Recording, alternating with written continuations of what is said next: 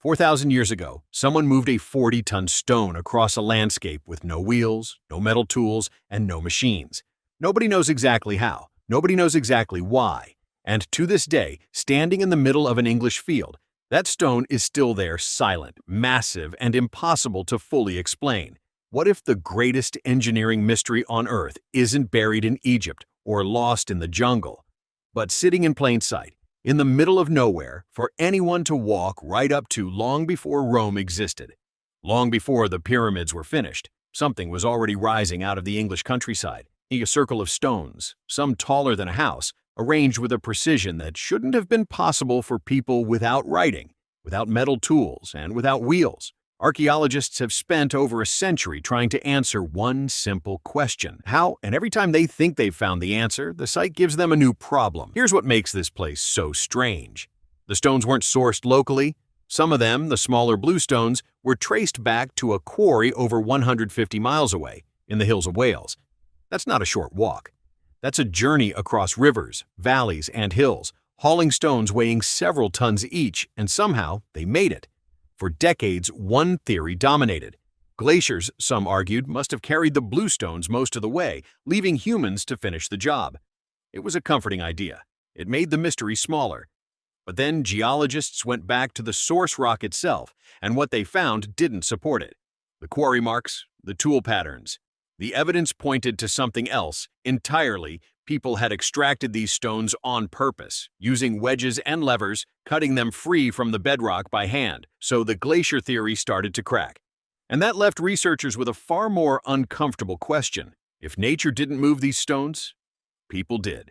Across 150 miles of ancient, roadless terrain, experiments have tried to recreate it.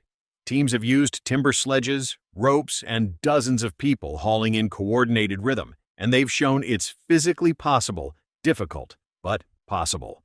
What no experiment has been able to prove is why anyone would go through that much effort for stones that weren't even the biggest ones on site, because the Bluestones aren't even the heavyweights of Stonehenge. That title belongs to the Sarsens, the giant uprights, and the horizontal lintels sitting on top of them, some weighing over 25 tons. Those came from much closer, about 20 miles away. But 20 miles with a 25-ton stone is still a nightmare in logistics, especially when the final step involves lifting them and locking them into place with joints carved to fit like puzzle pieces. That precision is what stops researchers in their tracks. This wasn't a pile of rocks stacked randomly. The joinery resembles woodworking techniques, carved into stone, designed to hold the structure together for thousands of years. Whoever built this understood engineering in a way that history books rarely give them credit for. But the biggest question was never just how they built it. It's why. One of the strongest pieces of evidence points to the sky. On the summer solstice, the sun rises almost perfectly in line with the entrance of the monument, striking the center of the circle. On the winter solstice, the sunset aligns in the opposite direction. This isn't likely to be a coincidence. The layout appears deliberately built around the movement of the sun. That single alignment opened the door to a range of theories, and researchers are careful to treat them as theories, not settled fact. Some believe it functioned as an ancient calendar, tracking the changing seasons for a farming society that depended on knowing exactly when to plant and harvest. Others argue it served a religious purpose, a place to honor the sun, the ancestors, or forces the builders didn't fully understand themselves.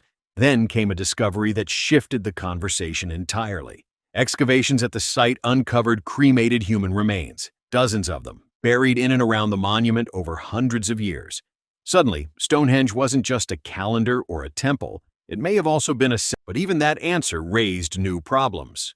Why go to such extraordinary lengths hauling stones from 150 miles away just to build a burial ground? Communities across ancient Britain buried their dead without dragging multi-ton rocks across the countryside. Something about this location, or this ritual, demanded more. Nearby discoveries only deepened the puzzle. Researchers uncovered the remains of a massive settlement close to the monument, evidence of feasting on an enormous scale, thousands of animal bones, pottery, and homes that suggest people traveled from across the region to gather here, possibly during the winter solstice, possibly for celebrations tied to death, life, and the turning of the year. So maybe Stonehenge wasn't built for one single purpose at all. Maybe it was a meeting point. A place where the living came together, where the dead were honored, and where the movement of the sun connected both worlds. A monument built not by one generation, but constructed and reshaped over centuries, evolving in meaning as the people who used it changed. What's uncertain is almost everything else.